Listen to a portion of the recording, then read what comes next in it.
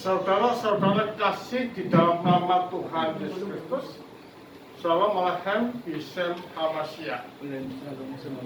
Kita ketemu lagi pada saat ini untuk liturgis.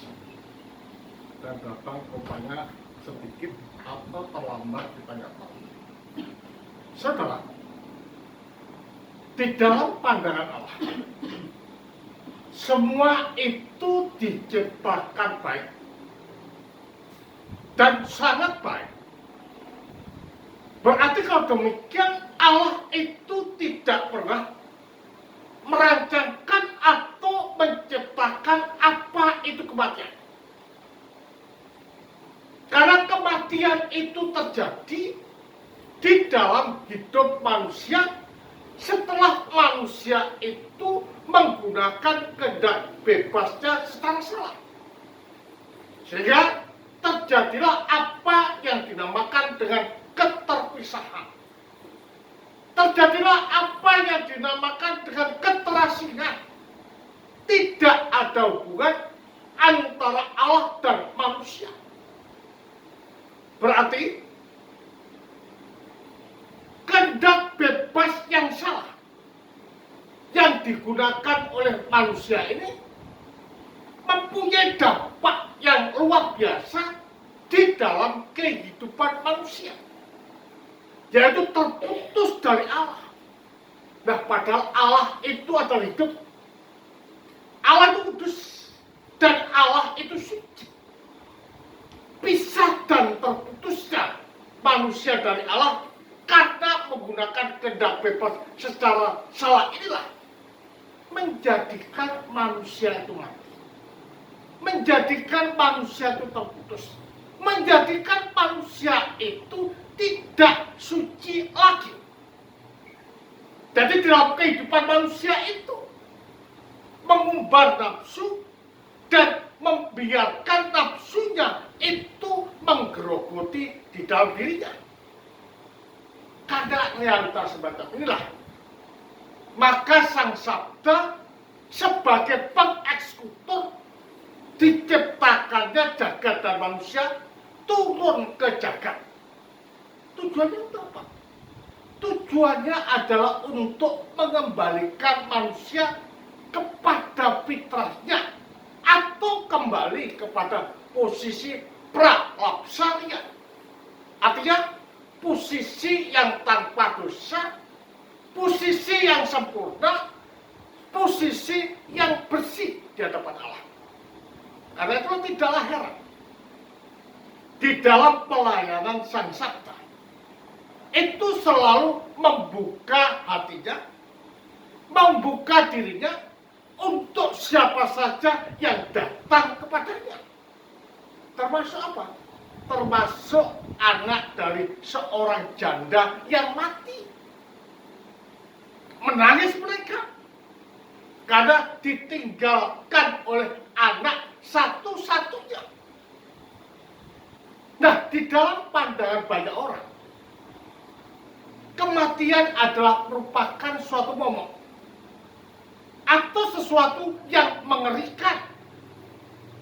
Tetapi Basileus pernah mengatakan bahwa kematian adalah merupakan suatu rahmat. Karena itulah kematian tidak perlu ditakutin. Dan kematian janganlah dijadikan suatu momok. Mengapa demikian? Mengapa dikatakan bahwa kematian itu adalah merupakan suatu rahmat? Dikatakan suatu rahmat karena selama manusia itu menggunakan badan ini, tidak pernah yang namanya iblis itu berhenti untuk menggunakan yang jasad ini melawan Allah.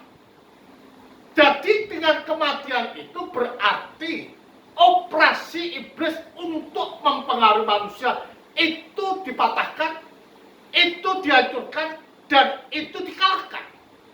Sehingga dengan demikian manusia bisa memperoleh itu rahmat dari Allah. Karena itulah kematian ini bukan merupakan momok. Bahkan para bapak gereja mengatakan bahwa aku Aku tidak takut mati. Tetapi yang kutakuti adalah kalau aku berbuat dosa. Kenapa? Karena dengan berbuat dosa yang ditakuti itu, manusia akan terpisah dari Allah. Nah, terpisah dari Allah inilah yang mendasari neraka di dalam hidupnya. Nah, karena itulah Paulus di dalam pelayanannya itu tidak pernah henti dan tidak pernah takut dengan kematian.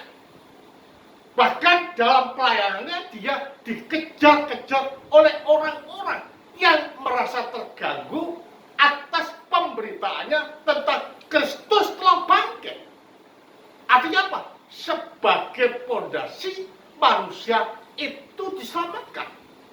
Bahkan yang lebih menguatkan Paulus tentang tidaknya takut dengan kematian adalah melihat orang, entah dalam tubuh atau bagaimana, naik ke atas. Ini adalah penunjuk kepada kepekaan dan kesucian daripada Paulus. Sehingga Paulus tahu keberadaan orang yang di luar dunia ini adalah keberadaan yang supernatural yang dilihat oleh Paulus. Tidak ada seorang pun yang dapat melihat roh yang telah diangkat oleh Allah untuk masuk ke Efesus kecuali orang yang suci hatinya, kecuali orang yang bersih kalbunya, kecuali orang yang betul-betul berjuang dan mengalahkan dirinya sendiri. Makanya kehidupan orang Kristen ini tidaklah semudah membalikkan telapak tangan, tetapi selalu ada apa yang dinamakan dengan laku suci, laku murni, dan laku bersih di dalam kehidupan. Karena itulah di dalam mengikut Kristus itu menyangkal diri itu perlu. Agar supaya apa? Agar supaya kita bersama-sama Paulus mempunyai kepekaan dan mengerti dunia rohani yang ada bersama dengan Allah. Jadi kalau demikian, kehidupan orang Kristen ini harus kehidupan yang hati-hati. Sehingga dengan demikian mensikapi apa yang ada di jagat ini tidak dengan rasa khawatir, tetapi dengan rasa bersyukur dan menyerahkan sepenuhnya pada Allah, termasuk kematian. Dan kematian janganlah menjadi suatu momok, tetapi jadikan suatu rahmat kalau kita betul-betul menyatu dengan Allah. Nah, bagaimana itu dapat terdalam di dalam kehidupan kita supaya kita mempunyai sikap seperti itu? Nah, sakramen inilah yang memegang peranan penting di dalam kehidupan manusia. Karena dengan sakramen itu Allah melalui rohnya akan menguatkan, menuntun dan menerangi kita serta membawa kita kepada jalan-jalannya.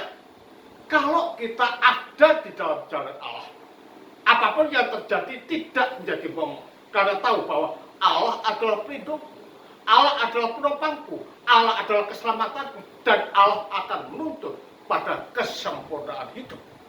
Teruslah berjuang dalam kesucian. Jangan pernah takut mati, tapi takutlah berbuat dosa, supaya apa? Kita selalu hidup bersama-sama dengan Allah. Kemudian bagi Sang Bapa, Sang Putra, serta Sang Roh Kudus.